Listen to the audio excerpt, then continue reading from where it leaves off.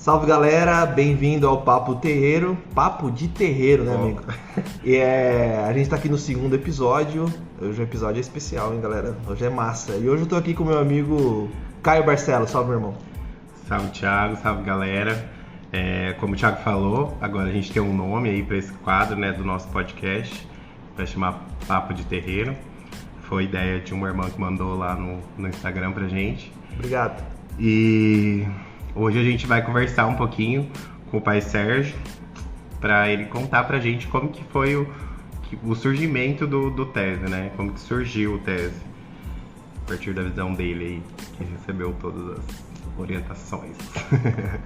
E outra, amigo, falar aí um pouco, porque no último episódio que a gente fez aí, parecia que a gente era um santo da parada, né? Da Umbanda e tudo mais. E não é bem assim que funciona, né? A gente também tem as dificuldades no terreiro e também como pessoa. Não é porque você tá na Umbanda que você vira santo, né? Não? Exato. Quando a gente foi falar sobre o que era Umbanda, o que é ser umbandista, a gente acabou falando da parte boa, assim, de uma forma bem enfática, né? Tudo muito maravilhoso, tudo muito bom. E não é, gente. Não é entrar na Umbanda que a sua vida vai melhorar 100%. Muito pelo contrário, acontece muita coisa também pra te tirar do caminho, que te faz pensar sobre muita coisa. Então acho que é importante a gente frisar isso, só pra galera não achar aí que entrando na Umbanda vai resolver tudo a vida. Não é bem assim, não. É isso. Bora começar esse papo então, irmão? Bora. É isso. Então é o seguinte, estamos aqui agora com o pai Sérgio. Salve, pai Sérgio.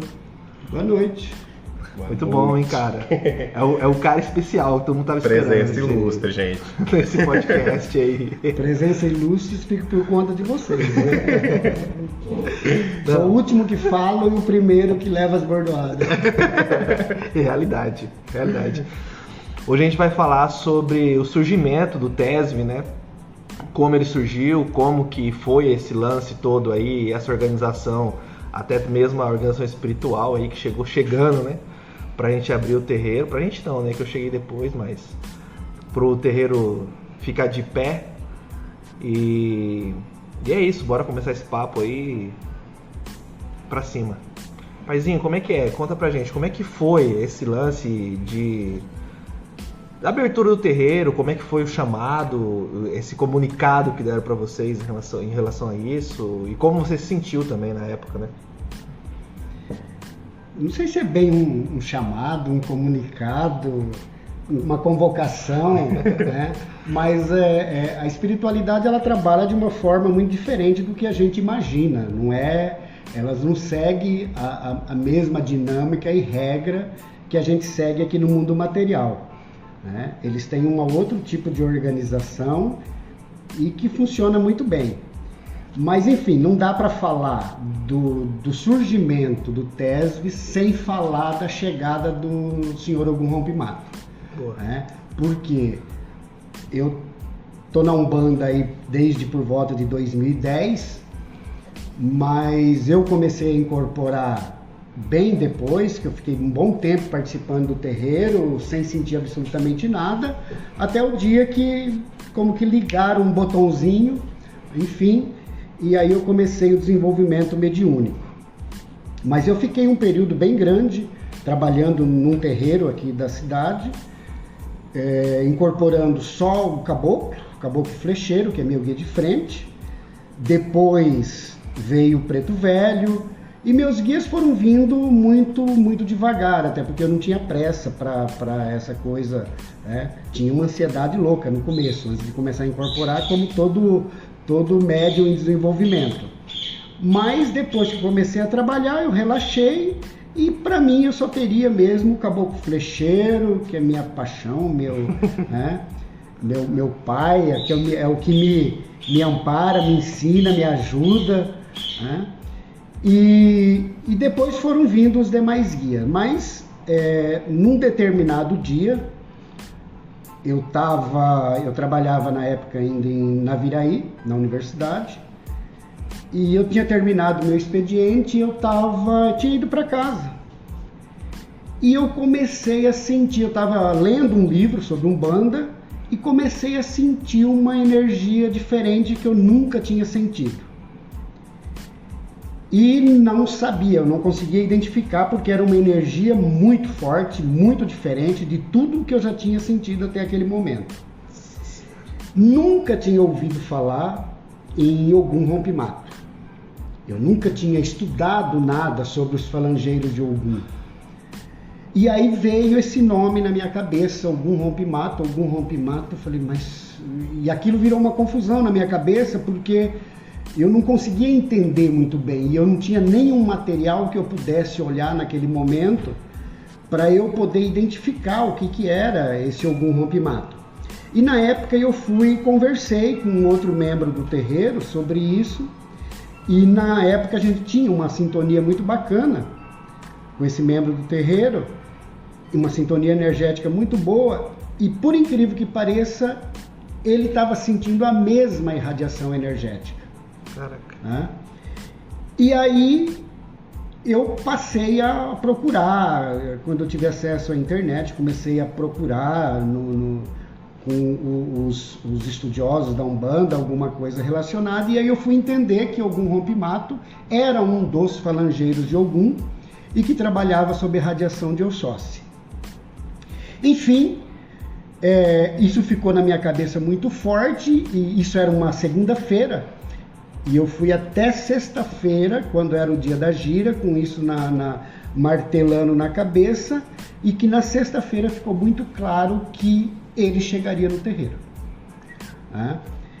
E quando foi na sexta-feira, eu incorporei o caboclo flecheiro, trabalhei, atendi todas as pessoas que tinham para atender, e no finalzinho da gira, o caboclo flecheiro me intuiu, me avisou que ele ia se afastar, porque eu ia receber uma energia que eu me preparasse, porque era uma energia tão forte que eu nunca tinha sentido até então. E foi quando chegou o senhor Ogum Rompimato. O homem. Chegou bravo. Chegou, e ele chegou chegando, né? Ele chegou no terreiro, eu trabalhava no terreiro lá no reino de Ogum Beramar. Ele chegou, a primeira coisa que ele pediu foi até o mentor da casa, o senhor Ogum Beramar, pediu licença e perguntou se ele autorizava ele fazer um comunicado para todos os presentes ali. E aí, claro, o Beramar autorizou, e era o mês de abril que antecedia o dia de Ogum. Era uma semana antes do dia 23 de abril. E aí ele comunicou que na semana seguinte seria feito naquela casa uma comemoração a Ogum, e que todos os médiuns da casa receberiam um Ogum naquele dia. Ui. Na próxima sexta, que era para todo mundo se preparar energeticamente, porque receberia um Ogum. Bem gostosinho. E foi o que aconteceu. Na semana seguinte, nós preparamos uma homenagem muito linda para Ogum, e ele praticamente comandou a gira. O Beramar chegou, ele chegou, e aí em seguida ele pediu licença, e ele foi em cada médium e puxou o Ogum de cada médium. Então foi uma gira só de Ogum naquele dia. Foi uma coisa maravilhosa. E a partir daquele dia, ele não anunciou casa, ele não anunciou nada. Né? Ele só começou a trabalhar na minha cabeça, que toda vez que ele vinha raramente, mas sempre que ele vinha, ele falava que tinha que estudar, e começava a passar algumas determinações do que estudar. E os estudos sempre levavam a essa coisa de direcionar uma casa, de organizar uma casa. E aí as pessoas perguntavam, você vai montar uma casa? Eu falava, não, nunca passou isso pela minha cabeça. De jeito nenhum. Mas eu acho que na espiritualidade isso já estava mais do que organizado. Aos poucos ele foi arrebanhando um grupo, ele foi conquistando algumas pessoas, para que fosse formatada essa casa. Tanto é que uma das coisas que ele disse era que aqui na minha casa, na minha residência, era para ser uma base, assim, vamos dizer, de estudo. Uma base de estudo. E autorizou que, se precisasse, era para que também eu pudesse incorporar aqui em casa naquele período. Inclusive determinou que eu montasse uma tronqueira, né, que é um ponto de firmeza para a esquerda. Ele falou, porque lá, sempre que eu precisar chegar, vai ser lá que eu vou chegar para conversar. Né? E aí a gente criou um grupo de estudo, nós passamos a estudar, ninguém entendia nada, né? Mas era assim, um bando de cego tentando enxergar alguma coisa. Mas a espiritualidade ela foi assim muito generosa conosco, porque ela nos ajudou, nos encaminhou para muitos estudos que vinha esclarecendo as coisas. E nos meados, eu acho, de 2015, eu não lembro certa a data, mas eu acho que nos meados de 2015, ele chegou no terreiro e pediu que era para juntar um grupo, e foi citando as pessoas, num determinado dia, aqui em casa, que ele viria e ia fazer um anúncio. E foi um dia de lá do mês de fevereiro, né? Estava todo mundo reunido dentro aqui da minha casa e ele chegou. Foi para o local onde estava todo mundo reunido. Na época ele já chegava, já pegava o charuto dele e ele usava também uma espada, né, de Ogum.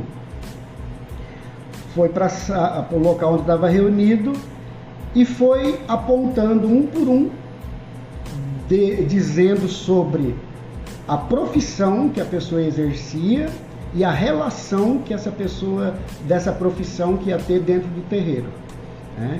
E ele falou que a partir daquele momento ele estava criando um terreiro. Ele estava criando um terreiro e que dali era para sair o presidente, porque ele não queria um terreiro que não existisse legalmente. Ele queria um terreiro que cumprisse todas as normas legais, né, da sociedade brasileira. E ele determinou que seria um templo-escola, porque ele seria um templo que teria como função difundir a religião de Umbanda através do ensino, tá? Mas que também ele abrangeria teria uma abrangência social. E por isso que ele foi mencionando as profissões que estavam ali presentes. O agrônomo, o advogado formado em direito, em psicologia, fisioterapia, enfim, ele citou, né, todo mundo que estava ali. Montou a diretoria, que era para criar a casa, a parte jurídica da casa, né, e falou que nós tínhamos um prazo ali para que o projeto se efetivasse. Tá? E como ele deu um prazo, né, de 5 anos, a gente ficou muito tranquilo. Começou a mexer com alguma coisa, mas nós ficamos muito tranquilos. Até o dia que ele chegou novamente lá no terreiro, chamou todo mundo e falou: o que vocês fizeram até agora? Não, a gente está estudando. Ah, mas no papel não fizeram nada, não tem nada pronto ainda, né? Não. Por quê? Ah, mas o prazo não são 5 anos? Ele falou: o prazo para que a casa esteja efetivada. Mas a casa é para funcionar a partir do ano que vem. Isso já era 2016. Final de 2016, quase. E aí foi uma correria louca. E ele, claro, quando ele veio aqui a primeira vez, né, que fez o anúncio da criação da casa, ele já disse que a casa deveria ser uma homenagem a Yansan, ele seria o mentor da casa e que a casa faria uma homenagem à guerreira orixá Yansan. Isso é bacana, que teve uma pergunta, uma das perguntas que mandaram pra gente lá no Instagram foi como que surgiu o nome do terreiro, né? E quem é a orixá que rege a casa. Então acho que já responde aí a pergunta dessa irmã que mandou a pergunta pra gente. Ele não deu o nome do terreiro, né? Ele só disse que deveria ser uma homenagem a Yansan, Orixá Yansan, que é a orixá cósmica que faz parceria no trono da lei, junto com Ogum. Mas Yansan, ela é uma orixá bastante versátil, porque ela atua com Ogum e atua junto com Xangô. Nos dois tronos ela atua, porque ela é uma orixá do vento, e Ogum, e Xangô, que está ali com fogo, então o vento combina com o fogo, Ogum ali nos caminhos, e o vento que abre os caminhos. Então Yansan, ela permeia esses dois tronos dos tronos sagrados de Deus. E claro, por que Yansan? Eu acho que não tem dúvida, porque Yansan, ela é destemida, ela é guerreira, ela é brava, ela é mãe, ela não deixa ninguém parado, Yansan é o próprio movimento, é aquilo que movimenta a vida. Ao mesmo tempo que a tempestade vem e varre tudo, mas é a tempestade que vem e depois traz a bonança, traz a beleza de tudo. E o nome, Templo Escola de Umbanda Yansan Senhora dos Ventos, é um nome que surgiu na minha cabeça, porque aí aquilo ficava fervilhando. E o que eu mais pedia é que as entidades me orientassem, me intuíssem, me mostrassem as coisas. E eu nunca tinha ouvido falar em Yansan Senhora dos Ventos. Isso, depois eu fui pesquisar, eu fui ver que existe até outros terreiros com esse nome. Mas foi um nome que me surgiu na cabeça. Eu estava inclusive viajando, e durante a viagem apareceu Templo Escola de Umbanda Yansan Senhora dos Ventos. Apareceu exatamente desse jeito. Lindo. Prontinho. Prontinho. E eu falei, esse é o nome. E realmente é um nome que para mim é um nome muito forte.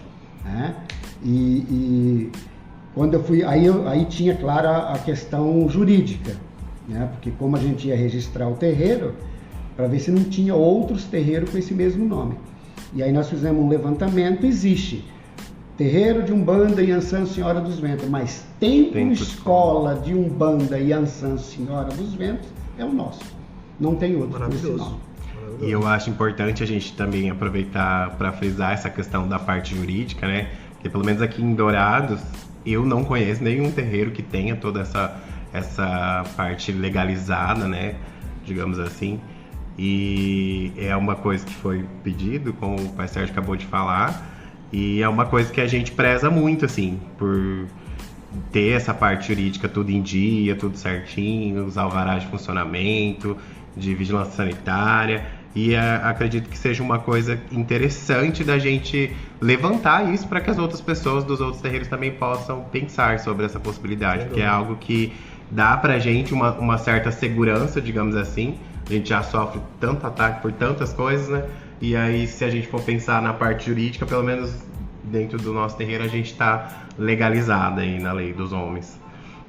Não tem como. Eu vejo que não dá mais para Umbanda ser respeito, quem segue sem estar legalizado, mas eu acho importante os terreiros se legalizarem, como você colocou, Caio, até para a gente se mostrar, para a gente entrar na estatística, para mostrar que existe. Exato. É uma forma de superação, é uma forma de avançar, de se mostrar na sociedade, na questão da legalidade, falar, olha, a gente existe. Sim. Porque é engraçado que hoje, quando você vê na estatística, o número de umbandistas é muito pequeno.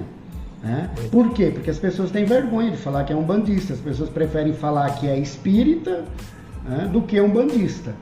Então, eu acho que estar legalmente constituído é uma pauta de luta, é uma forma de... E na verdade é uma conquista, pra gente. Hoje conseguir ter o terreiro legalizado é uma grande conquista diante de tanta luta que a gente passa, da dificuldade que a gente enfrenta já só por ser umbandista. Acho muito importante falar disso. Sem dúvida, sem dúvida. Tem pergunta aí ou eu posso fazer a minha? Tô brincando, pergunta aí. Tem uma pergunta aqui, ó, que é quanto tempo a casa existe? Que aí acho que você pode continuar falando que você já tá chegando na parte que foi montada de fato a estrutura física. A casa, ela foi criada legalmente em fevereiro de 2017, que nós registramos o estatuto em cartório. E ela abriu para o atendimento ao público em abril, final de abril de 2017. Então nós tivemos um período aí para procurar casa, procurar o local, para alugar um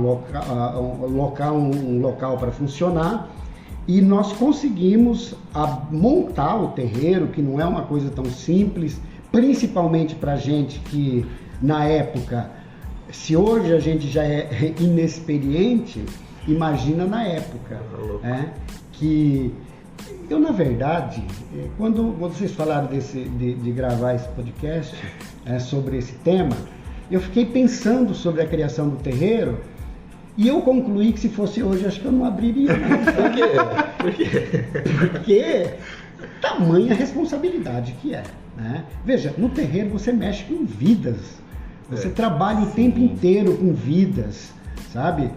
E claro, eu falo que não abriria, brincando isso, né? Mas na época, eu acho que a gente não pensou muito sobre o assunto, sabe? Eu acho que eles meio que... Fizeram bololô na cabeça. Manda quem pode. Exatamente, é bem isso. Manda quem pode, obedece quem tem juízo. Que, engraçado, eu não tive medo na época. Não tive nem um pingo de medo, sabe? Eu tinha tanta certeza do amparo da espiritualidade que eu não titubeei em nenhum momento, sabe? A única coisa que eu queria era abrir a casa, sabe? E desde que a gente abriu, da primeira gira aberta, a casa sempre foi cheia, exceto durante o período da pandemia, evidentemente, né?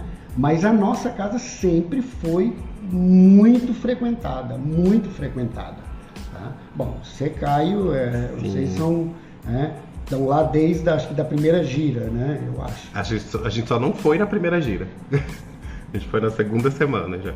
Mas isso é uma coisa importante, a gente falou também no episódio anterior do espaço físico da nossa casa, né? É o mesmo desde quando abriu. E é um espaço muito pequeno, considerando o tanto de pessoas que a gente atende. E é interessante quando o Pai Sérgio fala da responsabilidade que a gente tem com as pessoas. Eu acho que é algo que todo mundo que trabalha no terreiro deveria refletir muito sobre isso, porque cada palavra dita, cada coisa feita dentro do terreiro tem um peso gigantesco. Eu falo como eu fui consulente dessa casa, e foi uma das questões que me encaminhou ali para trabalhar na corrente também. Tem um peso muito grande, então a gente tem que assumir essa responsabilidade de fato, que a gente tá lidando com vidas ali, e a gente é responsável sim por aquilo que acontece lá dentro, por mais que o trabalho seja em conjunto ali com a espiritualidade, com os guias e tudo mais, a gente tem o nosso papel e é importante a gente refletir sobre essa responsabilidade. Eu acho que isso que você colocou é um ponto fundamental para toda pessoa que queira entrar para uma corrente mediúnica. A incorporação, ela não é o guia, não toma o teu corpo, ele não é uma possessão. Não é possessão, exato. Tá? A incorporação, a mediunidade, é um trabalho de parceria entre você e a espiritualidade. Tá? Então você tem 100% de responsabilidade e o guia tem 100% de responsabilidade. Não divide, não é 50-50, não é 80-20, é 100% e 100%. Por isso que o médium, não se dá para admitir mais médium de Umbanda, que não estuda, que não reflete, que não se prepara, que não reza, que não cumpre com suas obrigações. Não dá mais. Tá? achar que ser médium de Umbanda é tomar um banho de erva e tá lá no dia para se incorporar. Ele precisa estudar, ele precisa se preparar. Se ele trabalha com guia, que trabalha com cura, que trabalha com ervas, ele tem que estudar sobre ervas. Ele tem que estudar sobre o que tem as ervas, que erva que é bom para quê, para tratar que tipo de problema físico mesmo. E ele tem que entender da especialidade de cada guia que ele tem, que é para ele contribuir com o guia no trabalho. Não dá essa coisa de dizer assim, o médium não precisa saber porque o guia sabe tudo. Está errado. O médium precisa saber sim, precisa estudar, precisa se preparar. Porque não dá para chegar lá e colocar tudo nas costas do guia. Porque isso é muito fácil. Você tira toda a sua responsabilidade, esconder-se na incorporação. Esconder-se na incorporação. E todos nós praticamos um certo animismo quando a gente incorpora. Muito do que se fala lá é do que eu conheço, do que o guia conhece, e aí existe essa parceria no trabalho. Então, a responsabilidade não é pequena, é uma responsabilidade muito grande, porque as pessoas entregam a vida delas naquele momento ali para ouvir alguma coisa. Então não dá para brincar de adivinhação, brincar em trazer não sei quem de volta. Isso é charlatanismo. O único amor que os guias trazem de volta é o amor próprio. Boa, maravilhoso. Muito bom. E é isso, né? Bom médium é um médium estudioso. E dentro da nossa casa a gente não precisa nem falar muito disso, né? A gente é um tempo escola, então não quer dizer que a gente tá lá só para ensinar, mas principalmente para aprender, né? Que nós ainda ainda estamos fraquinho ainda no tempo escola, né? A gente está tentando chegar lá. Exato. Eu reconheço que nós temos 5 anos de casa e pouca coisa foi feita no que se refere ao templo escola, né? Até por questão de espaço, por questão de tempo. A pandemia acabou barrando uns projetos tudo nossos. Isso, mas eu acho que está na hora da gente retomar tudo isso e botar isso para funcionar novamente. Aproveitando, já que a gente entrou um pouco nessa questão do ser médium dentro do terreiro, tem uma pergunta aqui que fala assim: o que precisa fazer para fazer parte da corrente mediúnica do TESV? Ui, boa pergunta. Qual que é o caminho? A primeira coisa é ser frequentador do TESV, né? A primeira coisa é ser frequentador assíduo do TESV. É participar da casa, participar das giras, participar o máximo que conseguir dos eventos que a casa promove. A entrada para a corrente ou não é uma consequência disso. Então, nessa convivência dentro do TESV, nessa convivência participando das giras, vai ocorrendo uma aproximação da pessoa com os guias da casa, e isso vai se tornando uma coisa natural. Os guias vão orientando, os guias vão passando aquilo que precisa ser passado, e a própria pessoa vai amadurecendo e sentindo o momento certo de entrar. Porque não é esse negócio assim, eu achei lindo, quero entrar para a corrente. Não é assim que funciona. O vestir o branco não é só botar uma roupa branca. O branco, ele precisa tentar fazer parte da vida da pessoa no sentido de limpeza energética mesmo. O vestir roupa, vestir uniforme, não define o médium. Lembra daquela história, né? É o monge que faz o hábito ou o hábito que faz o monge. Então não adianta estar vestido com hábito e a vida não se modifica, e a vida não se transforma, não muda em nada. As coisas precisam caminharem simultaneamente, para que a pessoa fique preparada para adentrar a corrente. Pelo amor de Deus, parece que eu estou falando que quem está na corrente são seres top 1. A gente passou essa expressão também no episódio anterior. Foi interessante que vocês colocaram no começo. Gente, nós somos tão porcaria como todo mundo, viu? Nós somos influenciáveis, nós somos influenciados, influenciamos. Erramos bastante. Aliás, a gente erra pra caramba, né? Só que assim, a gente sabe retomar, né? Por quê? Não é feio cair, o feio é permanecer, cair lá deitado, né? O importante é você conseguir se levantar. E a corrente mediúnica, ela tem mais ou menos essa função, de um tá escorando o outro, um tá segurando o outro, tá?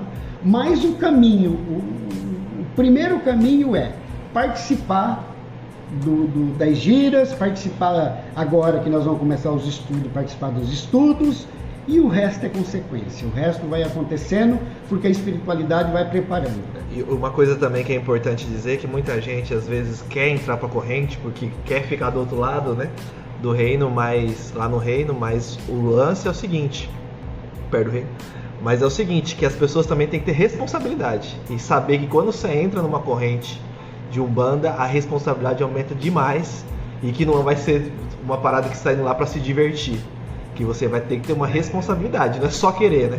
Você também tem que ter esse compromisso. É que quando você vai no terreiro como consulente, vai lá tomar um passe, é tudo muito gostoso, né? Você chega lá, toma um passe com o guia, conversa, conta todos os seus problemas e tal, recebe as orientações que forem necessárias, mas a partir do momento que você tá lá do outro lado, o negócio começa a apertar mais um pouco. Às vezes você não recebe nem passe. Não quer dizer que é ruim isso, gente, mas que são questões... A questão é que é bem diferente da vivência que você tem ali como consulente. Por isso que é importante você participar como consulente, para você conhecer como que funciona a casa, você vai ter uma visão de fora da casa, né? De como que funcionam os trabalhos, como que é o desenrolar das coisas ali dentro. Isso tudo você pode ir observando estando na consulência. E aí sim você pode até perceber se é isso mesmo que você quer, se é essa casa mesmo que você quer fazer parte e tudo mais. Tem que ter sintonia. E conhecer outras casas também, né? Eu acho que tem que participar de outras casas para ver, porque na Umbanda a gente sempre diz que não sou eu que escolho a casa me escolhe, né? E quando eu digo a casa, eu não estou falando eu, dirigente, os membros da casa, os demais membros da casa. É uma sintonia energética que acontece entre a energia da casa e a energia da pessoa que pretende entrar para a corrente. Então, existe essa conexão. Por isso que é importante conhecer outras casas e ver como que é, né? Porque, gente, vocês não acham que nós, membros da corrente, nos amamos todos os dias, 24 horas por dia, tá? A gente se esforça, tá? Não é que todo mundo ama todo mundo ali dentro, não. É um grupo de pessoas. Nem tudo são flores. É um grupo de pessoas normais, como qualquer outro aglomerado de pessoas. Tá? Cada um pensa de um jeito, cada um com as suas bizarrices, as suas manias, com as suas manias, mas que precisa conviver. E para isso, uma coisa é fundamental: respeito. Tá? Eu não preciso gostar do Thiago, mas eu tenho que respeitar o Thiago. E ele precisa me respeitar. Né? E ele não tem que me respeitar porque eu sou dirigente, ele tem que me respeitar porque eu sou uma pessoa como ele. Né? Eu acho que esse é o princípio básico da convivência. As pessoas se respeitarem. Não é pelo fato de que a gente participa da corrente que todo mundo se dá bem com todo mundo. Existem afinidades. Existem pessoas que têm afinidade com a outra muito maior do que com... Então, isso é comum num grupo de convivência. Agora, não é comum não se respeitarem. Isso é a obrigação de todo mundo se respeitar. Boa. Exato. E principalmente não deixar que os problemas pessoais, as incompatibilidades que a gente tem um com os outros atrapalhem, interfira diretamente no trabalho. É difícil a gente falar que não atrapalha diretamente se a gente não estiver energeticamente bem e tentar separar de fato isso dentro do terreiro, mas da gente não tentar levar isso para dentro da corrente, para dentro dos trabalhos. É muito importante que isso aconteça, porque aí vai além do respeito, né? Eu acredito que além do respeito entre os membros, entre o respeito com a espiritualidade também, com as pessoas que confiam na gente lá no nosso trabalho. Então é muito importante a gente refletir sobre isso também. Acho que a gente está num momento de reflexão bem forte, né? Uma coisa, eu sempre falo isso lá pro pessoal do terreiro, né? Sempre que olhar para o irmão da corrente, nunca olhar só para os defeitos dele. Olha para as qualidades dessa pessoa, né? Porque quando a gente tem algum ranço com a pessoa, a tendência da gente é só enxergar o que não presta nela. Só enxergar os defeitos dela. E a pessoa tem um monte de qualidade, né? Não é porque a pessoa é chata, é ranzinza. Eu sou tudo isso, aliás. Né? Mas eu tenho qualidade. Então, são as qualidades que a gente tem que enxergar e destacar e ressaltar. Nós não temos que nos apegar ao lado ruim das pessoas, porque isso todo mundo tem. Tá? E perceber também que muitas vezes, e se perguntar, por que aquilo naquela pessoa me incomoda tanto? Exato. Será que também eu não tenho alguma coisa relacionada a isso? Será que aquele suposto defeito da pessoa que me incomoda tanto não é um defeito, não está cutucando um defeito meu? Né? Mas é difícil a gente fazer esse reverso de reflexão, sim, mas é necessário. É muito necessário. Até inclusive esses dias, na última gira que teve de Preto Velho, o vô que trabalha comigo deu um passo numa pessoa e falou sobre essa questão das coisas positivas e negativas. Ficou muito marcado para mim, eu tenho bem claro a fala dele, que ele disse que a gente tem que parar de olhar as coisas ruins com mais importância do que as coisas boas. Às vezes acontece 10 coisas boas na nossa vida e se acontece uma coisa ruim, essa coisa vai prevalecer. E a gente tem que ir no caminho contrário. São 10 coisas boas, uma coisa ruim que aconteceu já vai desandar tudo. A gente vai dar mais importância para a coisa ruim do que para as tantas boas que acontecem.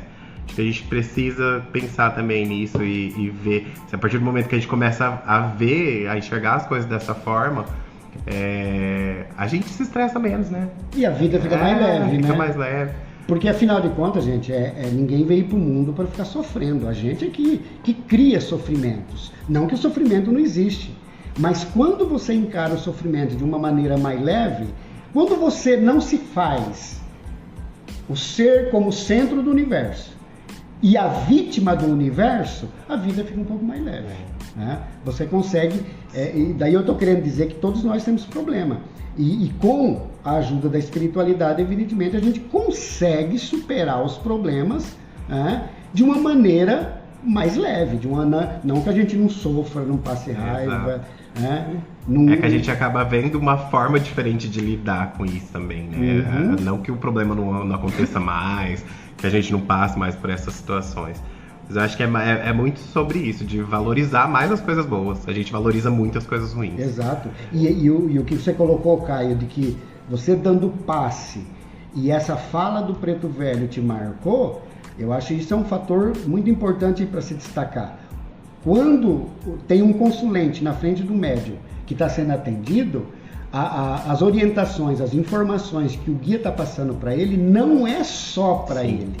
Muitas vezes é mais para o médium do que para o próprio consulente. Então toda orientação, toda consulta que se faz com o guia, o médium deve prestar muita atenção naquilo que está sendo falado.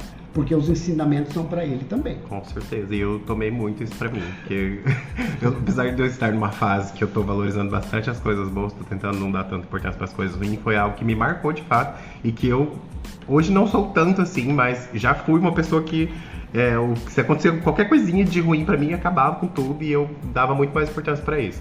Acho que foi muito válido para pensar mais sobre isso de novo. Boa, bom demais. E é isso, viu, galera? Escutou, né? Quem não tomou essa, agora tomou. Compartilhamos aí Compartilhamos. a mensagem do Pai Maneco. Filosofou. Tem uma pergunta aqui, Pai Sérgio, que é se existe hierarquia no terreiro de Umbanda e se tem cargos dentro do TESB. Quais são esses cargos? Existe hierarquia, como em qualquer outro lugar, mas não vamos pensar uma hierarquia vertical. Tá? Eu, pelo menos, tento. Não fazer uma hierarquia vertical onde eu, o dirigente, estou no topo, eu mando, os demais obedecem.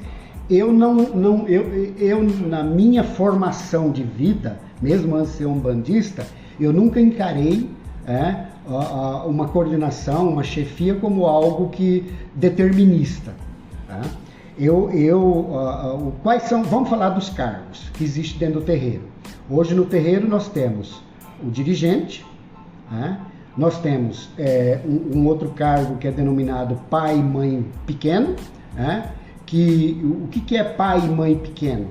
Não que o outro é pai e mãe, que é pai grande, né? Que é um termo usado na Umbanda, pai pequeno e mãe pequena, que são os substitutos imediatos do dirigente.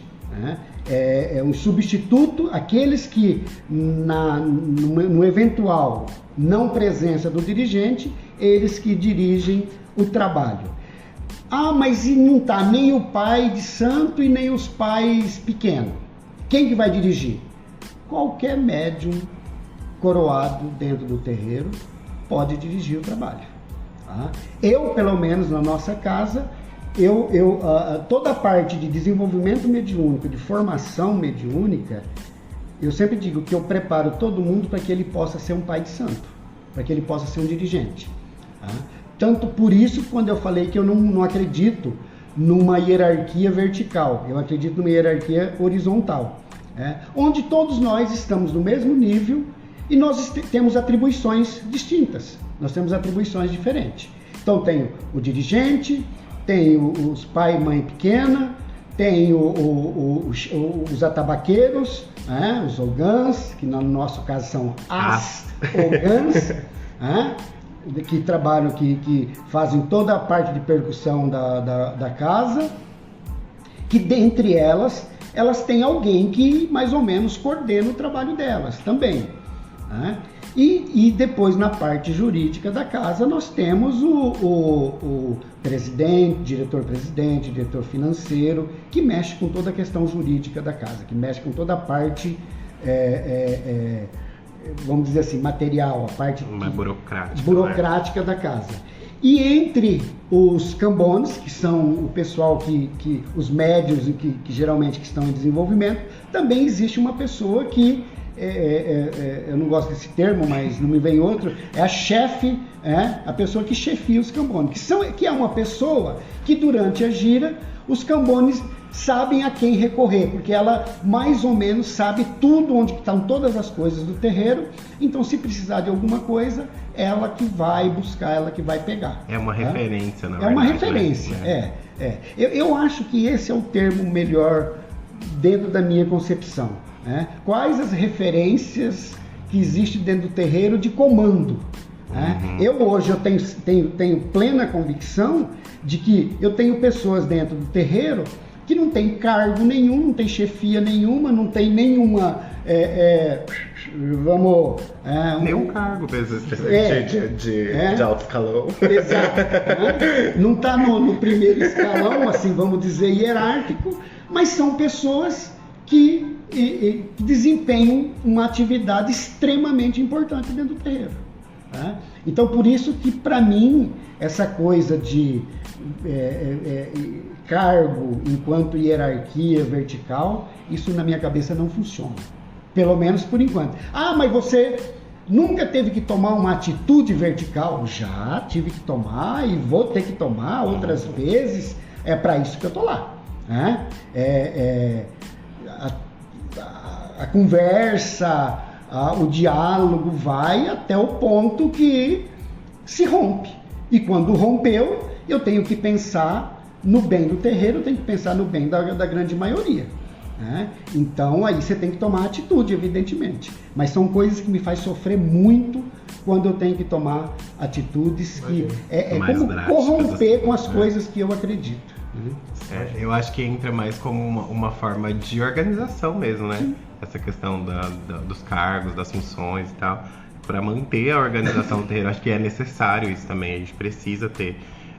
São coisas que vão norteando, de certa forma, né, o desenvolvimento do trabalho. E até para as pessoas saberem a quem se dirigir, né? Por exemplo, todos os membros da casa a quem se dirigir. Eu acho que isso é necessário e saudável. Eu acho que o que não é saudável é a forma, muitas vezes, como essa hierarquia é estabelecida.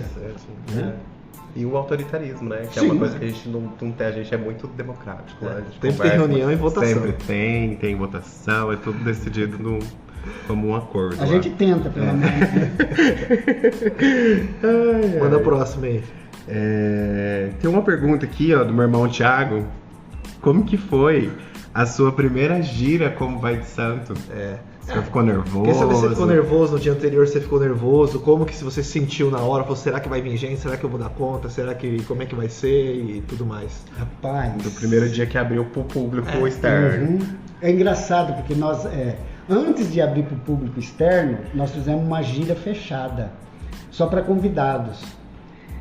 E os convidados que estavam lá, a maioria eram membros da outra casa que eu frequentava, que eram pessoas que tinha 30 anos, 20 anos de umbanda, e euzinho lá, era um dia de montar os assentamentos da casa, porque a montagem dos assentamentos foi feita em público. Nossa. As pessoas estavam lá presenciando e participando. Então chegou primeiro o Exu meia-noite, Senhor Meia-Noite, e montou o assentamento da tronqueira. Tronqueira, para quem não sabe, é onde está assentado as forças de Exu e Pombogira, a energia. Então ele chegou e pegou elemento por elemento, ia colocando dentro do quartilhão e explicando por que ele estava colocando aquilo lá. Massa. E ele, num dado momento, eu não sei como que as pessoas vão ouvir isso, mas num dado momento ele falou, agora eu quero sangue.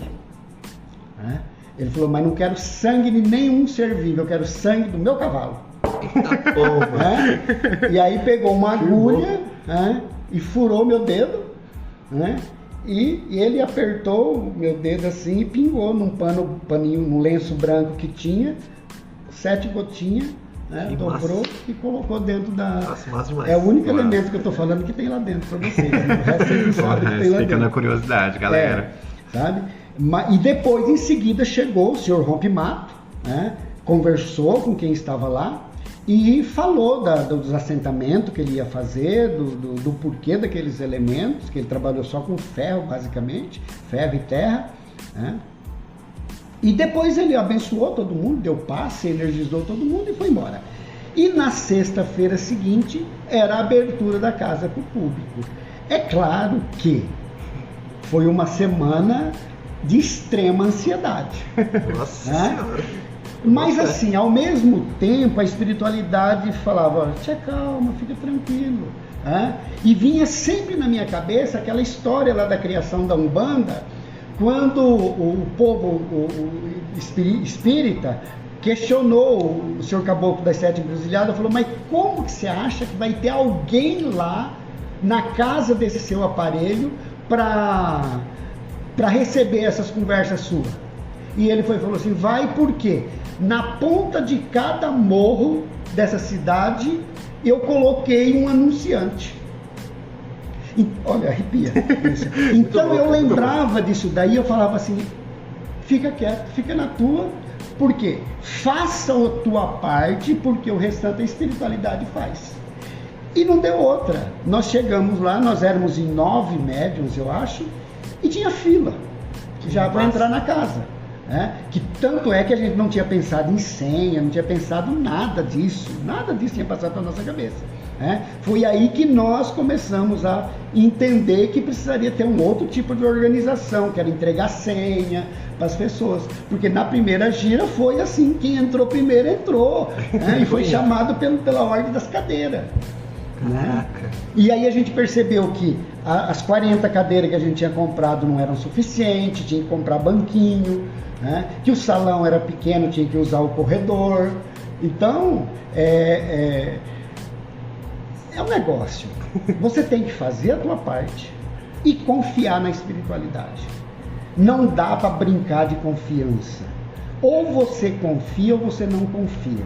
E confiar não significa que sua vida vai ser mar de rosa, como já falamos muitas vezes aqui. E que eles vão fazer tudo, né? Exatamente. Tá? Eles vão me dar toda a possibilidade energética que eu preciso para eu resolver meus problemas. Tá? Porque senão, que mérito que eu teria? Que significaria para mim eu dirigir um terreiro se a espiritualidade dissesse tudo que eu tenho que fazer? Tá? Então eu tenho que ter a minha parte de responsabilidade, eu tenho que ter meu processo de evolução também. É para isso que eu tô lá. Sem dúvida. E aí eu acho bacana, a gente tá quase chegando no final aqui, esse episódio vai ficar um pouquinho mais extenso, né? A gente conversou bastante. A galera vai curtir. Mas é legal a gente falar do surgimento, né, do nosso terreiro, porque agora, o mês que vem, em abril, a gente vai completar 5 anos da nossa casa. E qual que é a sensação dos primeiros 5 anos? Na época lá, quando o Rompimato falou pro senhor que tinha que o senhor tinha 5 anos para resolver todas as questões e abrir o terreiro. E agora tá com 5 anos de casa aberta. Gostei do senhor.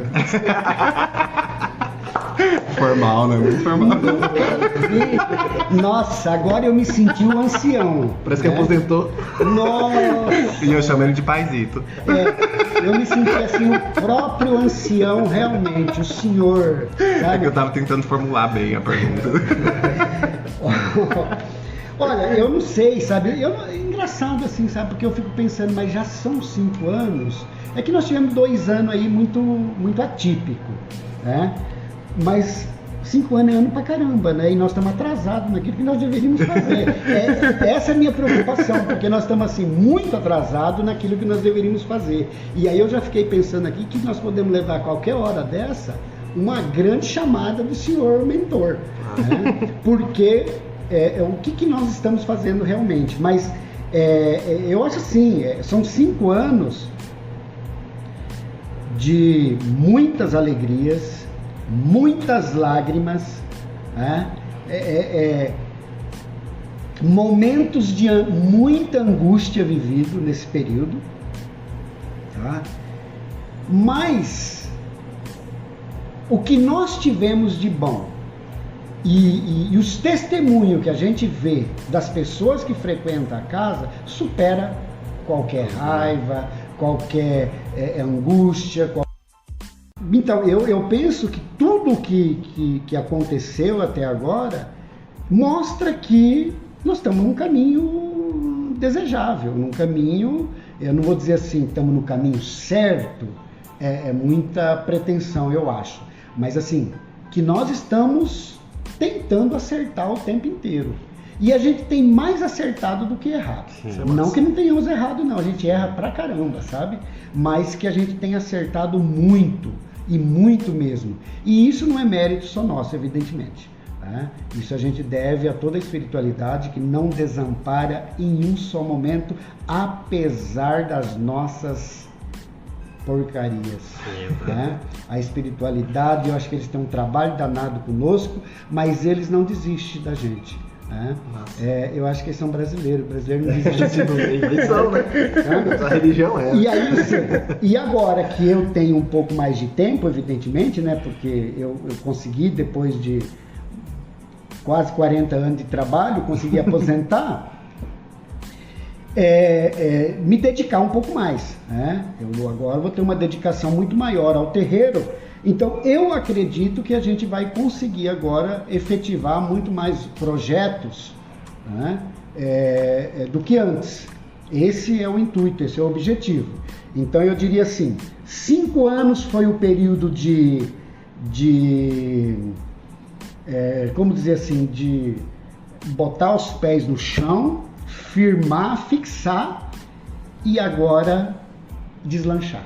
Para voar. Agora o momento é deslanchar, né? E acho que esse é o objetivo que assim agora. Seja. Tá? Que assim Nos seja. próximos 5 anos a casa se mostrar que veio realmente enquanto templo e escola de Umbanda. Exato. Eu acho que esse período de pandemia acabou atrasando um pouco mais, né, esse processo todo que a gente tem enquanto função de ser um templo escola mesmo. A gente tinha alguns projetos, na verdade, né, que tiveram que ser adiados por conta da pandemia. Não foi por falta de esforço, e eu entendo que é uma situação que a gente fica agoniado com isso, né? Porque desde o início que a gente estava organizando esses eventos que eram para acontecer nesses últimos anos que a gente não podia fazer nada por conta da pandemia, a gente acaba ficando até um pouco meio frustrado, né? Falando, poxa, devia ter feito, já era para ter acontecido tanta coisa e a gente não conseguiu fazer, mas não foi por falta de determinação. O senhor também sempre estava ali mandando as coisas, uma brechinha que tinha ali, dava uma folga na pandemia, a gente falava, vamos tentar fazer agora. E aí, de certa forma, a espiritualidade também conduzia a gente para manter realmente o pé no chão, que a hora ia chegar, e tá chegando. Eu acho que é isso, a gente está se preparando bem para esse momento agora de uma nova fase do terreiro. Eu acredito que a gente está vivenciando isso, que ainda estamos em pandemia, né, mas já tá vindo uma fase pós-pandêmica aí que vai ser muito transformadora. A gente está se sentindo um pouco mais seguro, né? Isso. E às vezes eu tenho um pouco de medo disso, mas eu acho que um dos projetos, né, que já era para estar acontecendo a segunda fase, né, a jornada de desenvolvimento mediúnico, né? E que tivemos que adiar, estava tudo pronto para começar lá em 2020, né? E tivemos que parar. E que agora, se Deus quiser, vai sair. Agora em maio a gente retoma a jornada de desenvolvimento mediúnico. E junto com isso também estamos retomando os dias de estudo, né, do terreiro, que vai ser aberto para a comunidade, quem quiser participar, mas tudo isso vai ser anunciado posteriormente pelos redes sociais. Pelo povo que controla as redes sociais, vai ser anunciado e comunicado para todo mundo a disponibilidade dos nossos trabalhos e atendimentos. Massa demais. Mais alguma coisa aí? Eu acho que é isso, amigo. Fechou? Quer falar mais alguma coisa, pessoal? Não, eu acho que...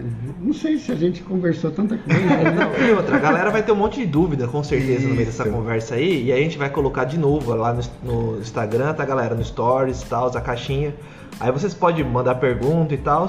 Quem sabe, se o homem topar de novo, a gente faz outra parte. E se vocês tiver com vontade, com alguma curiosidade, perguntar alguma coisa, gente, manda lá no direct do Instagram, que aí a gente vai tentando encaixar, né, nos episódios que a gente tem pra fazer. Igual a gente já estava conversando, eu e o Thiago, a gente está programando também para fazer uma entrevista com as meninas do reino, nossas orgãs, que já não estão sabendo, agora elas precisam escutar o podcast. Vamos ver se elas vão escutar. Vamos ver se elas vão ficar sabendo agora por aqui. Mas a gente vai tentar trazer um pouquinho de uma visão meio que geral, assim, né? Um pouquinho de cada, para falar um pouquinho sobre as vivências aí na Umbanda. Fechou. E bater esse papo mesmo com vocês. Fechou. É isso, obrigado, Pai Sérgio. Valeu pelo papo. Eu que agradeço. Obrigado. Parabéns para vocês pela iniciativa.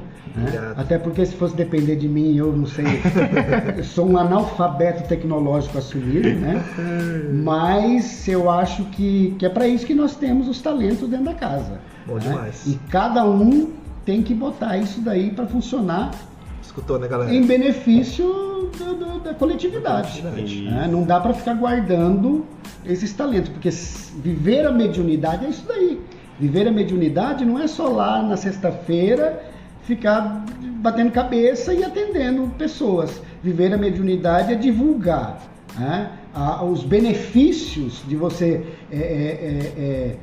trabalhar a sua espiritualidade em todo momento e utilizando as possibilidades que os meios sociais nos dão aí. Massa demais. Eu acho que a gente tem que aproveitar muito isso, né? As tecnologias, as mídias sociais, a gente tem conseguido, de certa forma, eu vejo muito isso, que a gente consegue absorver muita coisa sobre a religião Hoje, com essa facilidade que a gente tem das redes sociais, os podcasts, o TikTok da vida, a gente consegue absorver muito conteúdo bacana, muita coisa legal sobre a religião, que antigamente a gente não tinha acesso a isso, né? Fato. Era mais através dos livros mesmo, e hoje a gente tem, além dos livros, além de todo o acervo que já é disponibilizado aí pra gente, a gente tem essa facilidade da tecnologia, que é algo que tá praticamente todo mundo muito ligado.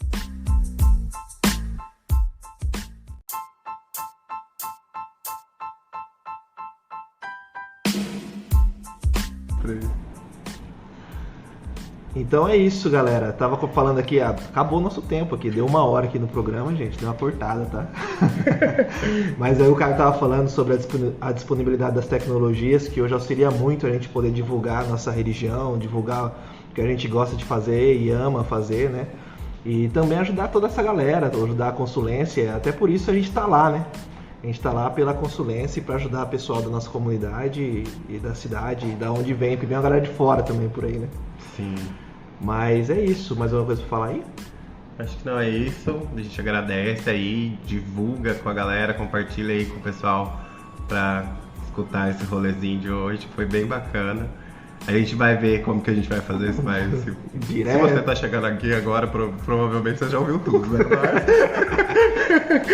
Acho que é isso, gente. Axé. Valeu. Gratidão aí, até o próximo episódio. Valeu, obrigado, gente. Tamo junto. Valeu, paizinho. Tamo junto. Falou!